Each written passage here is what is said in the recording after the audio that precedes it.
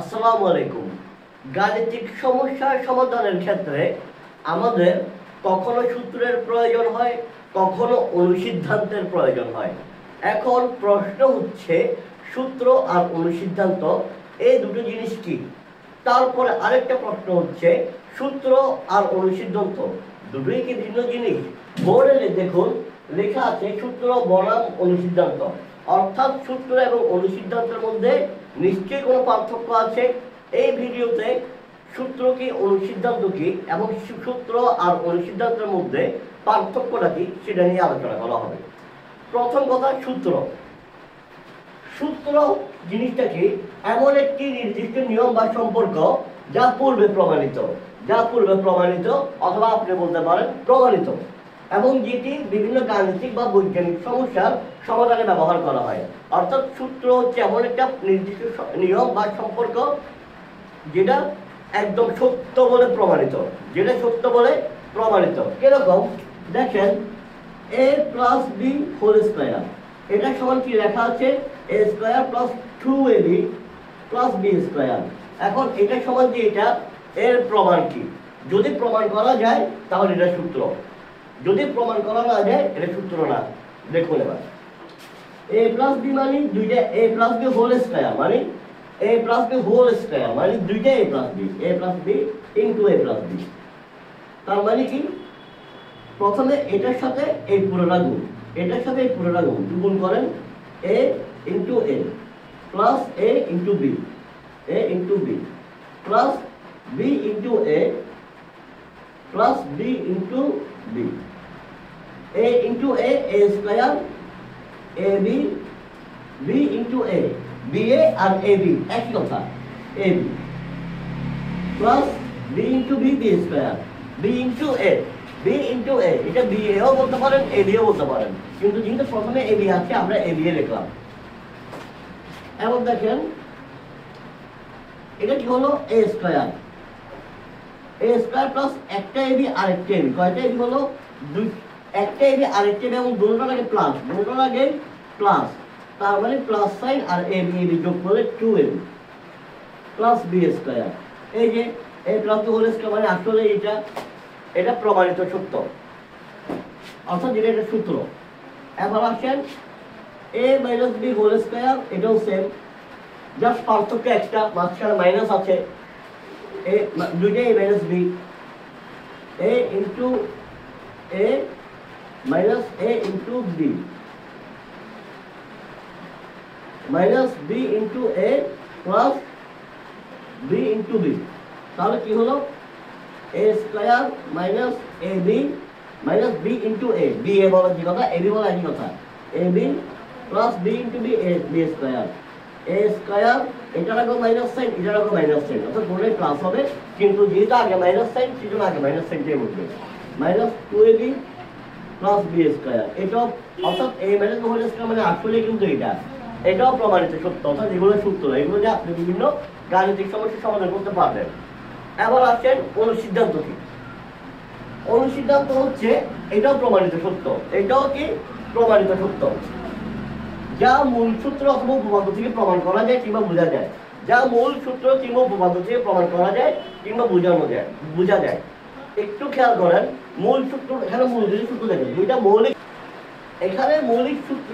সূত্র কি ছিল?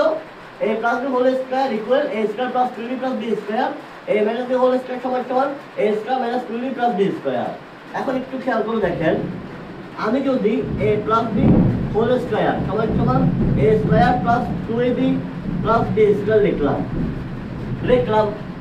লেখার পরে আমি যদি জাস্ট এই 2ab টাকে এই সাইডে নিয়ে আসি, তাহলে হয়ে যাবে minus a square plus b square.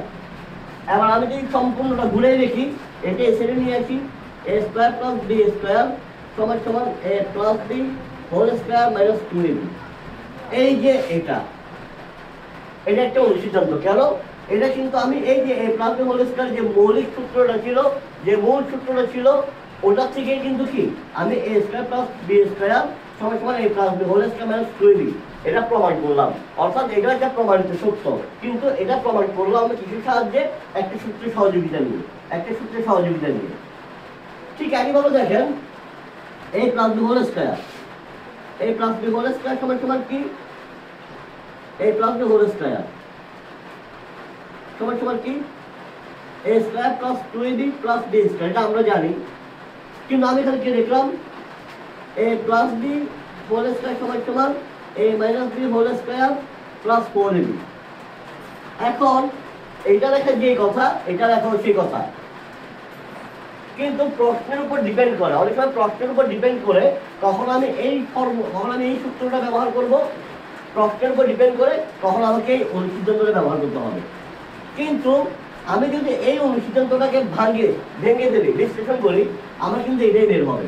কেমনে দেখেন a minus b whole square কি ছিল a square minus 2ab plus b square, তার সাথে যদি আমি 4ab যোগ করে দিই তাহলে দেখেন a স্কয়ার থাকলো a b স্কয়ার থাকলো প্লাস 4ab মাইনাস 2ab। কোনটা বড়? প্লাসটা বড়, প্লাস থেকে মাইনাসটা বাদ দেন, তাহলে কি 2ab, আর 4ab কি ছিল প্লাস সাইন প্লাস 2ab। খেয়াল করে দেখেন শেষ পর্যন্ত কিন্তু এটার মান বিশ্লেষণ করলে এটাই পাওয়া যায়, ওই যে মৌলিক সূত্রের একটা ঘুরানো পেঁচানো রূপ, মৌলিক সূত্রটা একটা ঘুরানো পেঁচানো রূপ। তাহলে অনুসিদ্ধান্ত দ্বারা আরেকটা কি বুঝলাম, মূল যে সূত্রটা আছে ওটার একটা ঘুরানো রূপ কিংবা বিশেষ রূপ। আর এখানে কিন্তু দেখেন আমি এটাকে প্রমাণ করার জন্য এই যে a minus b whole square এই ফর্মুলাটা সাহায্য নিয়েছি, সহযোগিতা নিয়েছি, যেটাও কিন্তু একটা মৌলিক সূত্র, তার সাথে 4ab যোগ করে আমার চলে আসতেছে। তো এটা একটা অনুসিদ্ধান্ত। লাস্ট দেখেন আপনি একটু খেয়াল করে দেখেন 4ab সমান সমান কি a plus b whole square minus a minus b whole square. আপনি যদি দুইটা মৌলিক সূত্র a plus b whole square সমান সমান a square plus 2ab plus b square এটা, আর a minus b whole square সমান সমান a square minus 2ab plus b square, এই দুটো লিখলেন।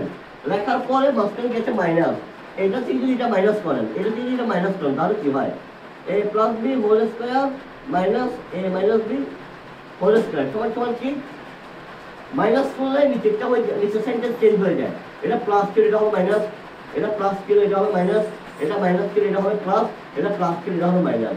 তাহলে প্লাস মাইনাসে কাটা, প্লাস মাইনাসে কাটা, প্লাস 2ab আর মাইনাস কি হয়ে যাবে প্লাস, হ্যাঁ তাহলে মাইনাস মাইনাস কি হয়ে যাবে প্লাস, তাহলে 2ab কি হয়ে যাবে 4ab।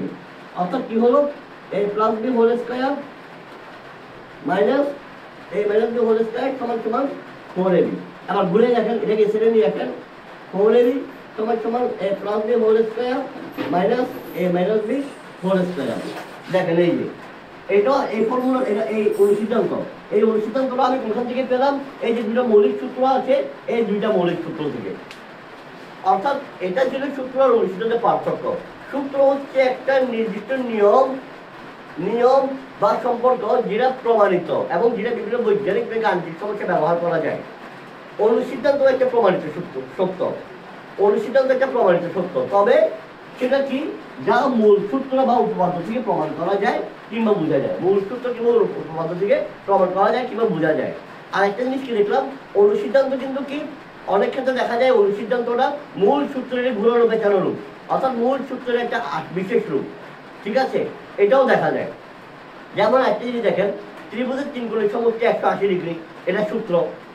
কিন্তু আপনি যদি বলেন ত্রিভুজের এক কোণের সমষ্টি যদি 90 ডিগ্রি হয় তাহলে বাকি 2 কোণের সমষ্টি হবে 90 ডিগ্রি, অর্থাৎ এক ত্রিভুজের কোণ কয়টা 3টা, এক কোণের সমষ্টি যদি 90 ডিগ্রি হয় এখন 3টে কোণের সমষ্টি কত 180 ডিগ্রি, এটা একটা সূত্র, 180 ডিগ্রি এটা একটা সূত্র। এখন এক কোণের সমষ্টি যদি এক কোণ যদি 90 ডিগ্রি হয়, এক কোণ যদি 90 ডিগ্রি হয় তাহলে 108 কোণ আছে কয়টা 2টা, 180 থেকে বাদ দিলে 90 বাদ দিলে কত থাকে 90, তার মানে বাকি 2টা কোণ কত 90 ডিগ্রি। এটা কিন্তু ওই মূল সূত্র থেকেই কিন্তু আসছে। তো এটা একটা অনুসিদ্ধান্ত কিন্তু কি বাস্তবে ব্যবহার করা যায়, বাস্তবে গাণিতিক সমস্যা সমাধানের জন্য ব্যবহার করা যায়। আপনি কখন সূত্র ব্যবহার করবেন, কখন অনুসিদ্ধান্ত ব্যবহার করবেন, এটা নির্ভর করবে আপনার প্রশ্নের উপর। প্রশ্নে যদি আপনাকে সূত্র ডিমান্ড করে আপনি সূত্র ব্যবহার করবেন, অনুসিদ্ধান্ত ডিমান্ড করে অনুসিদ্ধান্ত ব্যবহার করবেন। কখন কোনটা ব্যবহার করবেন এটা নিয়েও আগামীতে একটা বিস্তারিত ভিডিওতে আলোচনা করব ইনশাআল্লাহ। আজকের জন্য এতটুকু, ধন্যবাদ, আসসালামু আলাইকুম।